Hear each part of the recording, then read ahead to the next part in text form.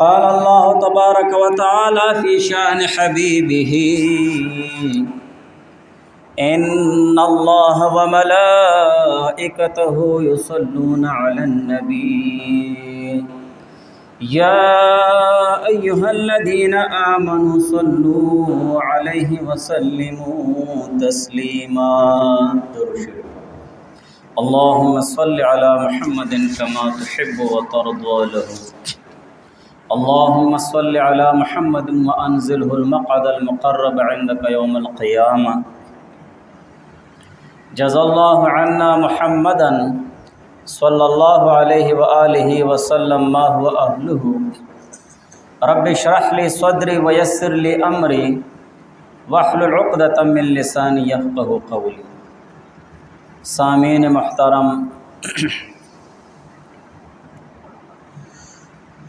اللہ جل شانہ دی دنیا تا مومن مسلمان را لے گلے دے دخپل قبر او دخپل آخرت جوڑولو دا پارا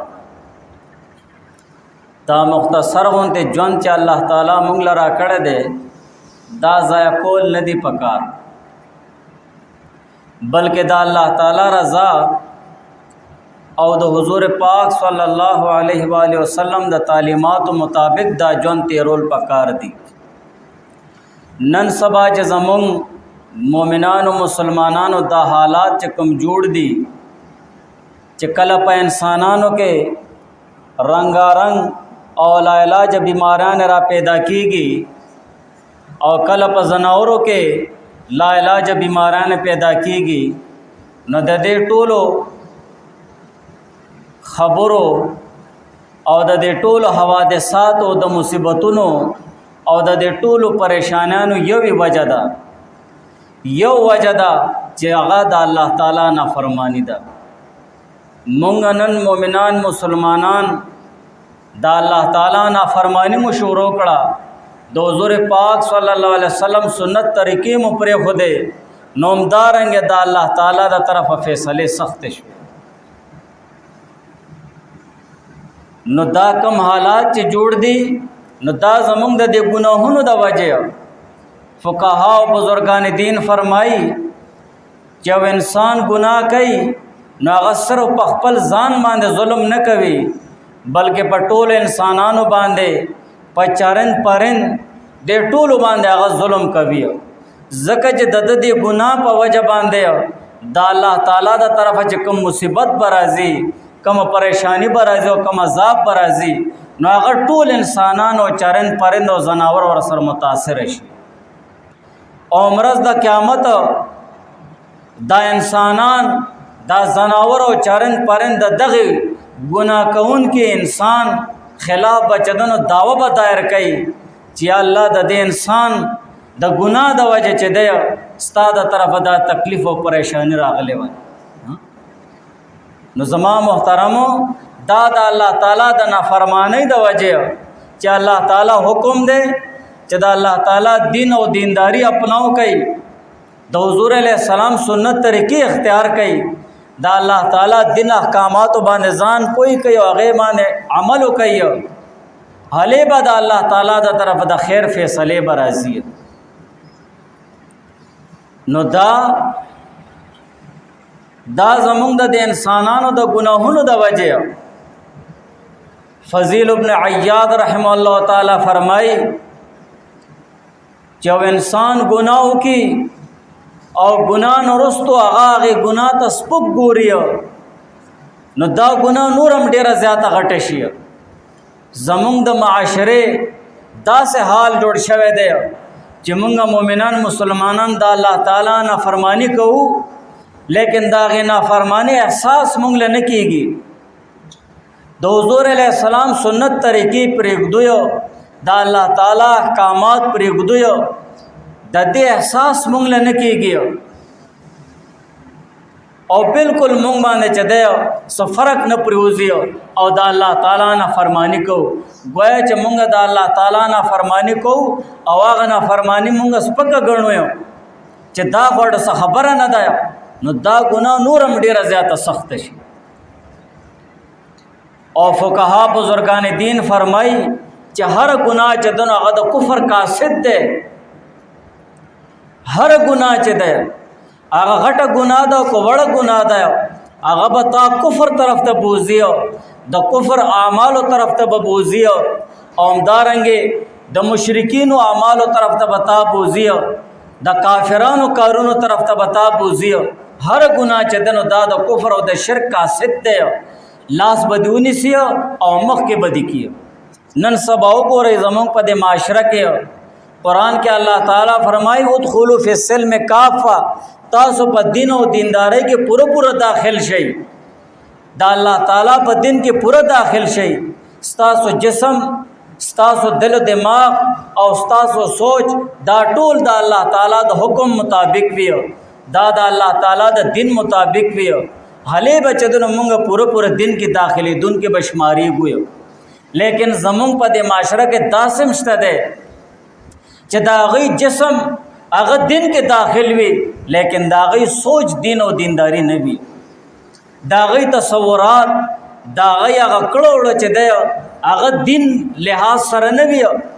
بلکې کله داسم کیږي چې هغه د الله تعالی احکامات او د حضور علیه السلام سنت طریقو ته چې دی سپکوالی په نظر سره وګوري چې دا زړې طریقې دي، دا د اسلامی دا چې دنو دا ادب نه دی. قرآن او حدیث یو شی ته به ادب وایي او مونږ ذهن والا چې کم ګناهونو د وجې هغه کفري سوچ او شرکی سوچ جوړ شوی وي نو هغه وایي چې دا ادب دی نه. یا قرآن او حدیث یو شی ته بې ادبي وایي او هغه به وایي چې دا بې ادبي ده نه. نو زما محترمو دا چې زمونږ حالات جوړ شوي دي نو دا د الله تعالی د نافرمانی د وجې د حضور علیه السلام سنت طریقې پرې خودو د وجې. اوس دا حالات به څنګه ښه کېږي؟ د د پاره څه کول غواړي؟ د د پاره ټولو نه اول چې دنو ګناهونه پرې ښودل غواړي، دا الله تعالی نافرمانی پرې ښودل غواړي،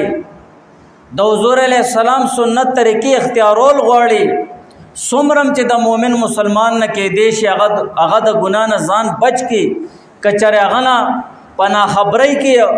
سو ګناه وشي د الله تعالی نه فرمانی وشي نو زر د الله تعالی د تجدن توبه او باسي استغفار دې کوي، توبه او استغفار دې الله تعالی ته کوي چې الله تعالی دا هغه ګناه معاف کړي. نو ټول نه اول سره فهرست هغه د الله تعالی نه فرمانی پر خودل دی، د حضور علیه السلام سنت طریقې اپناول دی. او دویم نمبر کې چې دی هغه د ټولو مؤمنانو مسلمانانو په خپل کې باهمي تناصر او تعاون اختیارول دی چې دا ټول مؤمنان مسلمانان حدیث پاک کې راځي حضور علیه السلام فرمایي المؤمنون کرجل واحد، دا ټول مؤمنان مسلمانان په شان د یو جسم دی. ان اشتکا عینو اشتکا کله، کچره په بدن کې سترګه خوږیږي نو ټول بدن ور سره په لرزان وي، او کچره بدن کې سر خوږیږي نو ټول بدن ور سره په لرزان وي. د مؤمنانو مسلمانانو معاشره داسې کېدل پکار دی،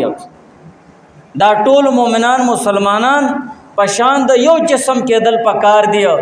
باهمي یو بل سره مدد کولو کې، یو بل سره تعاون کولو کې، یو بل سره همدردی کولو کې، نه چې یو بل لچدنو بدر د ویلو کې یو بل نقصان رسول، دا شی نه دی کېدل پکار. دا الله تعالی د طرفه چې کوم سخت حالات راغلي دي، دا کوم پریشانیاں دي، کوم مصیبتونه دي، کوم بیماریاں دي، او دا کوم حالات چې جوړ شوي دي زمونږ د ملک، دا هغې دپاره ضروري شی دا دی چې مونږ مؤمنان مسلمانان ګناه پرېږدو، دا الله تعالی نافرمانی پرېږدو. او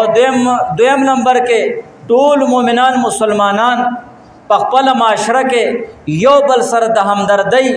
یو بل سره د تعاون او یو بل سره د مدد مظاهره وکړو په اخلاص سره. او د مؤمنانو مسلمانانو صحیح معاشره تصور هم دا دی چې یو مسلمان په تکلیف وي نو ټول ور سره په تکلیف وي، یو مسلمان پریشان وي ټول ور سره پریشان وي. دا صحیح اسلامی معاشره تصور دی. دې ته صحیح مانو کې جدنو مومن مسلمان ویلې شي हाली बचदन द अल्लाह ताला द तरफ द खैर फैसले बराजी। कुरान के अल्लाह ताला फरमाई व तआवनु अलल बिर्रि व तक़वा, तास यो बल सर अपने कई कारूनों के और द परहेजगारी पर कारूनों के द खैर ख्वाही पर कारूनों के यो बल सर तावन कवई, यो बल सर मरस्त कवई, यो बल तर चदन लास वर कई स्ताब माशरा के और स्ताब ख़ानदान के यो मुसलमान रोर पर तकलीफ़ और परेशानी बांधी भी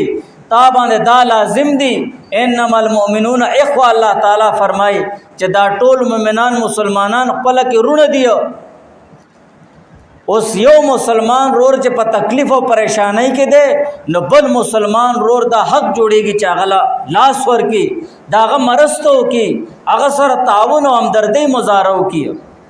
दादा अल्लाह ताला हुक्म दे वाहसिनु इन्नल्लाह युहिब्बुल मुहसिनीन चकला दास टोल मुमिनान मुसलमानान यो बल सर एहसान कई, यो बल सर मदद कई, यो बल सर ताउन और हमदर्दी कई और नेकी कवी इन्नल्लाह युहिब्बुल मुहसिनीन न दास खलक अल्लाह ताला ख्वखई दास नेकी कौन के अल्लाह ताला ख्वखई हले बमुंगा अल्लाह ताला त ख्वख जोड़ी गयो अल बमुंगा अल्लाह ताला त नज़दीकी गयो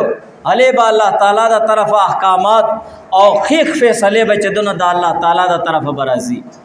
न ज़मा मोहतरमो मुंगा मुसलमानों ला पखपल माशरे के और पखपल ख़ानदान के दस किरदार दस जज्बात पैदा कोल पकार दियो च हकीकी मानो के चदे कम तस्वुर कुरान और हदीस द मुसलमानों द माशरे वर्कई च आगा माशरा मुंग मुसलमानान पैदा कोयो आगा किरदार और आगा जज्बात मुंग मुसलमानान पखपल के पैदा को च दा जमा मुसलमान रोर दे दल तकलीफ़ न दी वर कोल पकार उमदारेंगे हुज़ूर अलैहिस्सलाम फरमाई अर्राहिमून यरहमुहुमुर रहमान च कम खलक दा अल्लाह ताला पर बंदिगानों बांधे रहम कई अल्लाह ताला पे रहम कई अगर रहम कौन के ज़ात इंतहाई रहम कौन के ज़ात अल्लाह ताला पे रहम कई इरहमू मन फिल अर्द यरहमुकुम मन फिस समाए। हुज़ूर अलैहिस्सलाम फरमाई पस मका के चकम इंसानान दियो अगीबा ने तो रहम कयो अगी सर द हमदर्दी और द मदद और द ताउन मजारा कयो अल्लाह ताला बता बान रहम की अल्लाह ताला बता बान रहम की और चकम मोमिन मुसलमान अगनूर इंसानान सर द रहम और द मेहरबानी और द करम और द हमदर्दी मुजारा न कहियो अल्लाह ताला गबान रहम न कहियो अल्लाह ताला गबान रहम न कहियो। नुज़मा मोहतरमो मंगला सोच कोल पकार दियो च मंगला कुरान सवैय इन्नमल मुमिनून इख्वता टोल मुसलमानान ऋण एक पलके ऋण पलके बाहमी तनासुर योबल सर मदद और योबल सर दामदर्दी मुजारा कवई द जुल्म और द ज़्यादती वला तआवनु अलल इस्म वल उद्वान। अल्लाह ताला फरमाई तास योबल सर गुनाहों पर कारून के मरस्त मकवई योबल सर जुल्म पर कारून के मरस्त मकवई ला ताअत लिमखलूकिन फी मासियतिल खालिक दा अल्लाह ताला ना फरमान मजोड़े गयो दखल को फरमान बरदारियों के दखल को जुल्म साते दखल को लिहाज साते दा जी मशर दे दा कशर दे दा मालदार दे दा गरीब दे खपा बशियो शल पेरे दे खपशियो हो गुनाहकार के दागा मरस्त मकवा कुरान होई मोर अपलारता गुनाह तरफ तरावलियो यो खबर है ममना द गुनाह खबर हो बिल्कुल मनल निश्ता दे ला ताअत लिमखलूकिन फी मासियतिल खालिक चदा अल्लाह ताला ना फरमाना जोड़ेगी न आग खबर बद इच्छाबम न मने न ज़मा मोहतरमो दुएम नंबर शे द हालात द तब्दीली द पा रहा द मुल्क हालात द खकोल द पा रहा और ज़मुंग द मुसलमानान द हालात खुशी द इंसानान न द बीमारियाँ ने ख़त्म शी द जनावर न द बीमारियाँ ने ख़त्म शी न दे द पारा दुएम नंबर शे दादे चिमुंग मुसलमानान पर अखलास सरा यो बल सर द हमदर्दी यो बल सर द एहसान और यो बल सर द खुकोल मज़ारो कोई और हम दग द कुरान और द हदीस हुक्म दे लेकिन दाशे पर अखलास सरवी د هر عمل د قبولیت د پر درې خبرې ضروری دي. کم مومن مسلمان وای چې زما وړه نه وړه نیکی او غټه نه غټه نیکی قبول شي دا الله حکم قبول شي نو دا غي د پر درې خبرې ضروری دي. ټولو ناول ایمان ضروری دی. ټولو ناول ایمان ضروری دی. دویم نمبر کې اخلاص ضروری دی چې پاغه کې څه غرض نه وي څه لالچ نه وي څه نور څه چې د مقصد نه وي دا غي پس منظر تک د الله عبادت کې ریاکاری مکوا چاله خودنه مکوا. یو مسلمان سره نیکی کې چاله خودنه مکوا ریاکاری مکوا. الله په سره باندې پرېدا الله د پاره نیکی کوایا. او دریم نمبر شی چې دی چې هغه عمل د قران او د حدیث او د سنت طریقې مطابق وي. د ځان نبی هغه عمل د حضور علیه السلام سنت طریقې مطابق وي هغه عمل دا عمل الله تعالی قبلې. نو اخلاص ډیر انتهایی ضروری دی. نیکی کر دریا میں ډال د دې مطلب دا دی ته تا چا سره خو کړل د الله تعالی رضا د پاره دا الله تعالی خوشالولو د پاره د حضور علیه السلام د خوشنودۍ د پاره او د الله تعالی حکم دی پورا کړو بل مسلمان سره د خو کړل بس غیر کړ هغه الله تعالی در پاره تا خو کړل کاغه تا سره زر پیری بدو کیو چرې بم په جبن راواله چې ما تا سره خکړی دي ګور خپل نیکی به برباد کی. ولا تبطلوا اعمالکم بالمن والعزاء چې خپل اعمال په احسان یادولو سره او احسانات ستایلو سره تا سره مې دا خکړی دي تا سره مې دا خکړی دي تا سره مې دا خکړی دي نو چا د پاره د کړی دي کا الله د پاره د کړی وی دا الله رضا د پاره خپل قبر او آخرت جوړولو د پاره نو بیا وړو یادو مې کله خود غرضی د پاره د لالچ په بنیاد باندې د هرس په بنیاد باندې د کړی وی نو لړشه جمعات کې اعلان وکړ ما فلانی سره خکړی نو سب وشي اسم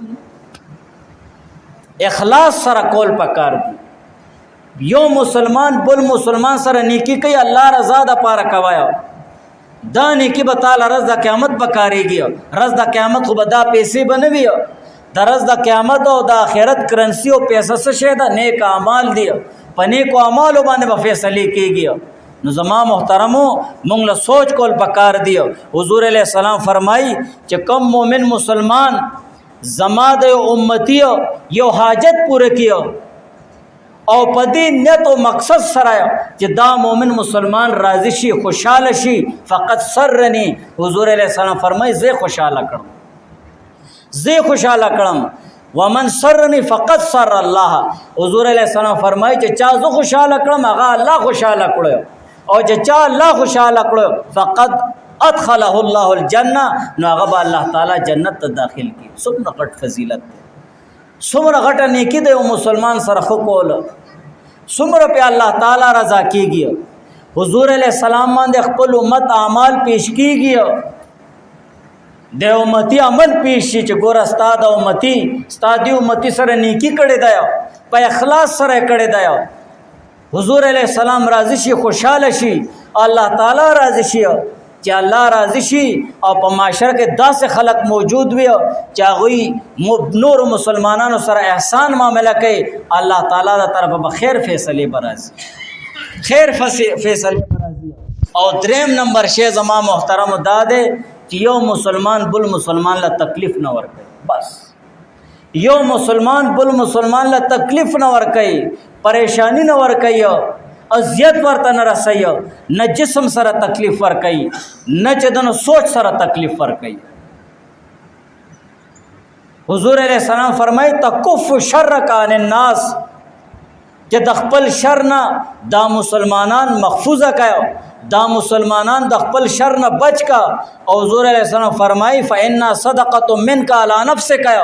دا خو استاد طرف خپل ځان باندې او صدقه ده خپل ځان سره نیکی کول دی خپل ځان له خیر رسول دی چې تبل مسلمان د خپل شر نه بچ کې. زمون په د معاشره کې دا شی ډیر عام شو هر مسلمان بل مسلمان له تکلیف رسول کې زره کا شرم نه پریدي دا د اسلامی معاشره تصور نه دی. الله فرمایي تاسو ټول رونه یې د یو بل بیزتی مکوي یو بل بے مرسته مپرې دی یو بل سره مدد کوي یو بل تکلیف مور کوي. نو مونږ سکو مونږ یو بل دشمنان ګڼو، یو بل تکلیف رسو، یو بل پریشانی رسو، یو بل اذیت رسو. دا د مسلمانانو کار نه دی زما محترمو، دا خو د زناورو کار دی. دا خو د زناورو کار دی چې یو بل تکلیف رسوي. یو زناور بل زناور وګوري نو هغه باندې حمله کوي. یو زناور یو شی خوري نو بل زناور ورته غوریږي چې ټولې خوري. دا خو د انسانانو کار نه دی، دا خو د مؤمنانو مسلمانانو کار نه دی. مومن مسلمان کې هو ټولو نه سره فهرست همدردی پکار دی، احسان پکار دی. حضور علیہ السلام فرمائی المسلم من سلم المسلمون من لسانه و یده. دا حدیث هر چاله یاد وي. د دې په معنی او مقصد ځان پویول پکار دی. کامل او مکمل اعلی مسلمان هغه دی چې داغه د لاس نو داغه د جب نه بل مسلمان محفوظ شي. ګوره معاشره څه ته وایي؟ دا د عشرت نه ہوتے دی. عشرت معنی د ژوند تیرول، معاشرت معنی دا یو پخپله کې یو بل سره یو ځای ژوند تیرول، دې ته معاشرت ویلی شي. یو ځای ژوند تیرول. اوس چې دی معاشرت سره ته دلته جماعت کې ناست دی، تا سره بل مسلمان رور ناست دی، دله تکلیف مو رسوي، دله نقصان مو رسو، دله ځای ورکوي. دلته نه لاړې لاره کې به در سره یار دوست به ملاویږي، هغه له تکلیف مو رسوي. کور ته لاړې بچی به دي وي، رونه خویندې به وي، تکلیف مه رسو. مور پلار به دي، تکلیف مه رسو. دفتر له لاړې نوکرۍ له لاړې تکلیف مه رسوی. انسانان بدلیږي لیکن حکم نه بدلیږي. تکلیف به بل مسلمان له به نه ورکوي، ادنا تکلیف به هم نه ورکوي، زره تکلیف به هم نه ورکوي. نو زما محترمو د دې شي لحاظ ساتل پکار دی چې زمانه بل مسلمان له تکلیف او پریشانی ونه رسي. دا څومره غټه خبره چې مونږ بل مسلمان لا سپور استغي وایو، سخت خبره ورته وکوي او مونږ وایو داسې می خوش کړو او داسې خبره مرته وورولې چې ټول عمر به یاد ساتي. دا غلطه ټول عمر غم ورکړو، د ټول عمر پریشانی دی ورکړه. سوچ تعالی چا انعام درکړو، تعالی چا هار واچولو، تعالی چا پیسې درکړې، اسم ځان دې سخت ګناهګار کو د الله تعالی چې ټول عمر د پاره بتا د پاره ګناه لیکل کېږي. نو زما محترمو د خپل جبه نه ټولو نه ضروری شي، د جبه نه ډیر زیات عام شو دا تکلیف رسول. ځکه که یو کمزوري سړی لا سره تکلیف رسول بس نه رسي نو مونږ جبه سره ورته تکلیف رسو، هغه بې عزت کوو، هغه رسوا کوو. زما محترمو دریم نمبر شی دا دی د دې حالاتو د حقیدو د پاره چې مونږ مؤمنان مسلمانان یو بل ته تکلیف نه رسو. د خپل تکلیف د خپل ظلم نه د خپل شر نه نور مسلمانان محفوظ کا. یاره دا زما مسلمان رور دی ولې تکلیف ورکړه؟ یو زناور له تکلیف ورکول نه دی راغلی، یو غیر مسلم له تکلیف ورکول نه دی راغلی، دا زما مسلمان رور دی. کتا تعالی بل مسلمان تکلیف در کی ولافین عن الناس معافی کا الله در رضا د پاره. رز د قیامت به د اچا بم په الله باندې حق نبی الله تعالی د طرف आवाज وشي پادشاه هغه خلق چې د چا الله تعالی باندې حق ته هغه خلق به پادشاه چا الله رضا د پاره سوک معاف کړي وي. زم ما الله د پاره معاف خیر دی نه پويږي. انسان شیطان زور لګي جذباتي شي، شیطان لین مردود باندې د لعنت وی. زمانه دا زما مسلمان رور دی، خیر دی، اس خبره نه،